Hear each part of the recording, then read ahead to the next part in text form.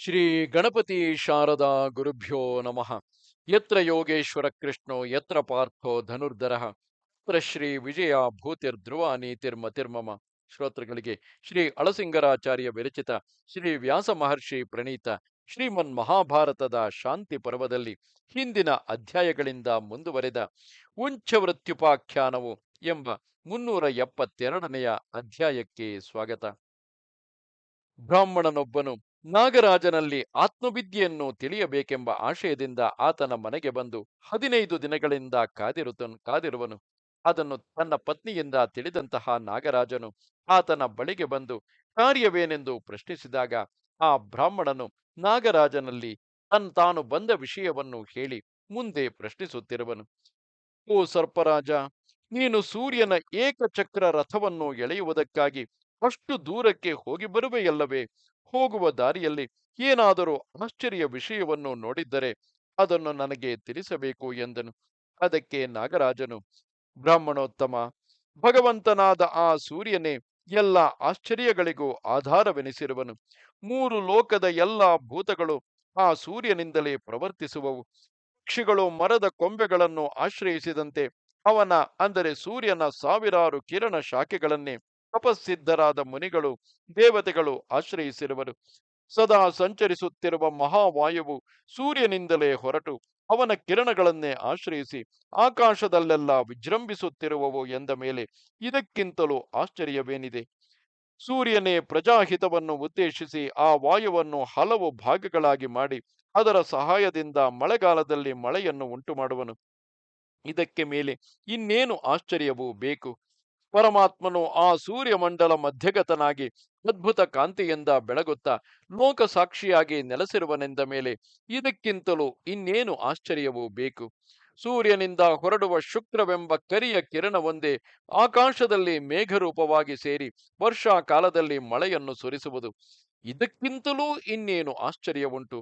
ಸೂರ್ಯನು 8 ತಿಂಗಳವರೆಗೆ ಮಳೆಯನ್ನು ಸುರಿಸಿ ತಾನು ಸುರಿಸಿದ ನೀರನ್ನು ತಾನೇ ಕುಡಿದು ವರ್ಷಾ ಕಾಲದಲ್ಲಿ ತಿರುಗಿ ಅದನ್ನೇ ಮಳೆಯಾಗಿ ಸುರಿಸುವನೆಂದ ಮೇಲೆ ಇದಕ್ಕಿಂತಲೂ ಮೇಲಾದ ಆಶ್ಚರ್ಯವೇನಿದೆ? ಸೂರ್ಯನೇ ಪ್ರಜಾಹಿತವನ್ನು ಉದ್ದೇಶಿಸಿ ಆ ವಾಯುವನ್ನು ಹಲವು ಭಾಗಗಳಾಗಿ ಮಾಡಿ ಅದರ ಸಹಾಯದಿಂದ ಮಳೆಗಾಲದಲ್ಲಿ ಮಳೆಯನ್ನು ಉಂಟು ಮಾಡುವನು. ಇದಕ್ಕೆ ಮೇಲೆ ಇನ್ನೇನು ಆಶ್ಚರ್ಯವೂ ಬೇಕು? ಸೂರ್ಯನ ಕೆಲವು ಕಿರಣಗಳಲ್ಲಿಯೇ ಆತ್ಮವು ಪ್ರತಿಷ್ಠಿತವಾಗಿರುವುದು. ಅದರಿಂದಲೇ ಎಲ್ಲ ಬೀಜಗಳು ಹುಟ್ಟುವವು. ಅವನಿಂದಲೇ ಚರಾಚರ ಸಹಿತವಾದ ಈ ಭೂಮಿಯು ಧರಿಸಲ್ಪಟ್ಟಿರುವುದು.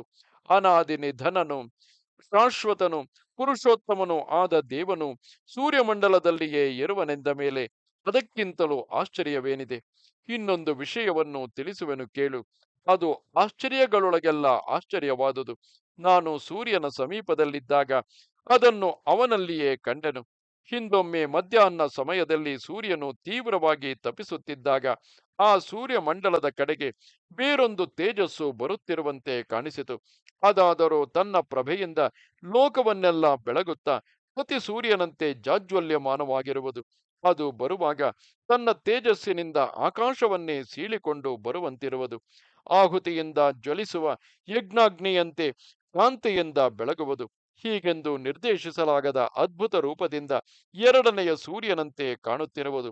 ಆ ತೇಜಸ್ಸು ಸಮೀಪಿಸಿದೊಡನೆ ಸೂರ್ಯನು ಆ ತೇಜೋ ರೂಪವನ್ನು ಆಕಾಶದಿಂದ ಬರಮಾಡಿಕೊಳ್ಳುವುದಕ್ಕಾಗಿ ತನ್ನ 2 ಕೈಗಳನ್ನು ನೀಡಿದನು. ಆ ತೇಜಸ್ಸು ಕೂಡ ಸೂರ್ಯನನ್ನು ಪ್ರತಿಸತ್ಕರಿಸುವುದಕ್ಕಾಗಿ ತನ್ನ ಬಲಗೈಯನ್ನು ನೀಡಿತು. ಇಷ್ಟರಲ್ಲಿ ಆ ತೇಜ ಪುರುಷನು ಆಕಾಶವನ್ನು ಭೇದಿಸಿಕೊಂಡು ಸೂರ್ಯಮಂಡಲದೊಳಗೆ ಪ್ರವೇಶಿಸಿ ಆ ಸೂರ್ಯ ತೇಜಸ್ಸಿನೊಡನೆ ಕಲೆತು ಅಲ್ಲಿಯೇ ಏಕೀಭವಿಸಿದನು.